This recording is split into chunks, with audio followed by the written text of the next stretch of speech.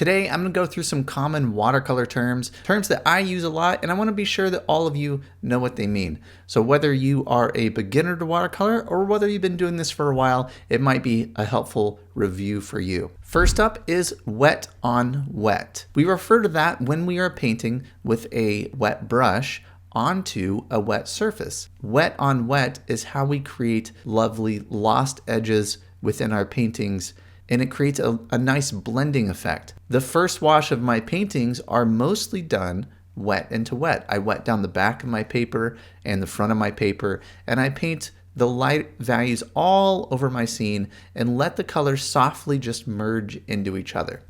I especially like the wet on wet effect when I'm painting the sky. You can get nice loose skies by painting in this way, and it's really a lovely characteristic of watercolor. The next is wet on dry. This technique is what I use for the second wash of my painting. I talk a lot about the middle values and the connected shape.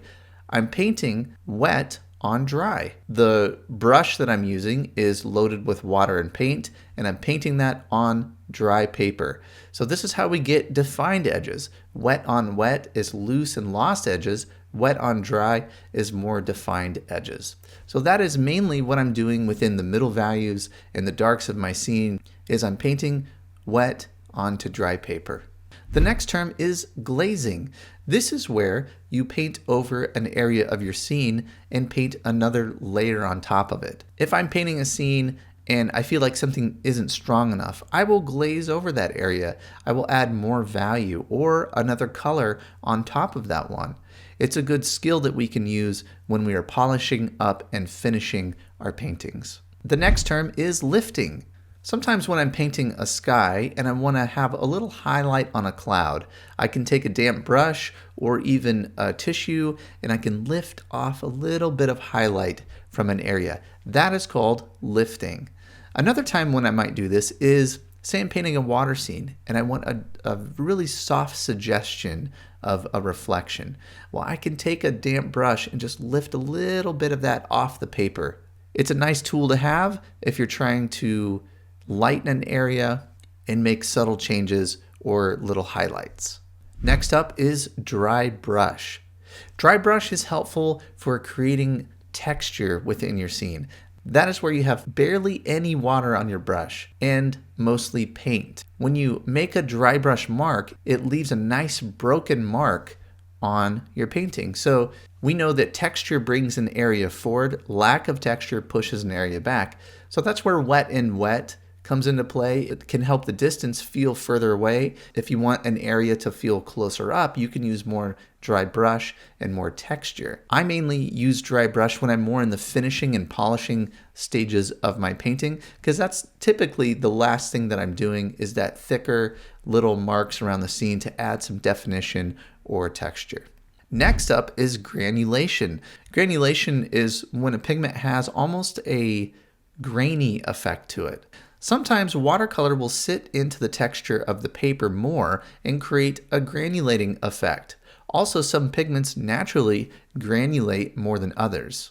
Some artists really like this effect and others don't. I'm somewhere in the middle. I don't use all granulating pigments, but I definitely use cerulean and others that do have a higher amount of granulation. And next up is probably my favorite one that you hear me talk about all the time, and that is values. Values, simply put, are the range of lights all the way to darks that you have within your painting. I harp on values all the time because without proper values, we don't have a good feeling of light within our paintings. So having a full range of lights all the way to darks in your scene can create a much more dynamic and interesting painting. Learning values is really the key to painting light. Next up is perspective. And perspective is important in creating a feeling of depth in your work. I talk about two types of perspective. The first is linear perspective. Say you're painting a street scene and you have a vanishing point and all the buildings need to be at the right angle. And as we move into the distance, the buildings, the cars, the people, they all need to be within the right perspective, scaling down at the appropriate size. The other type of perspective is aerial perspective. And that is the effect that that the atmosphere has upon color and contrast. As hills get further away into the distance, they have more of a tint of blue to them in the atmosphere. As things are closer to us, they tend to have more saturation and more vibrancy in their color. Both of these are important to pay attention to when you are hoping to create a feeling of depth within your painting. And finally, washes. I talk about different washes as different phases of your painting.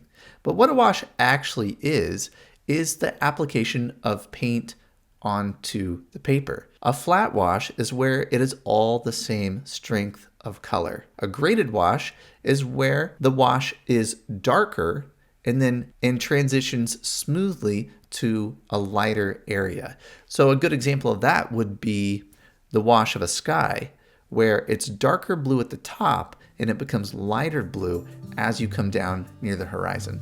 I hope that this was good for you to just review some of these if you're familiar with them, or to understand some of these terms as you watch my videos or other resources and continue in your watercolor learning. Next week, I'm going to show you step by step how I paint this snow scene. I wanted to get one more snow scene in this year. Be sure and subscribe if you haven't done that yet.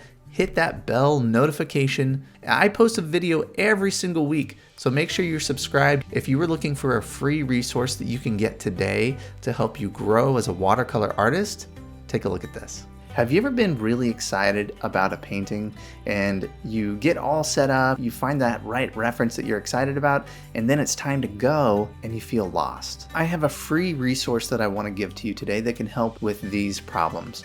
My 5 steps to plan a successful watercolor painting. I walk you through the crucial planning phase of your painting that will help you understand what you're going to paint first, second, and third. The planning is really so important, especially in watercolor. This medium is harder to correct. It's so immediate. So having that plan is very important. I send you a PDF that you can download. And the great thing about this is you can have it on your phone. You could print it out. You can download this right now before you start your next painting. All you have to do is follow this link here and download my 5-step guide to planning a successful watercolor painting.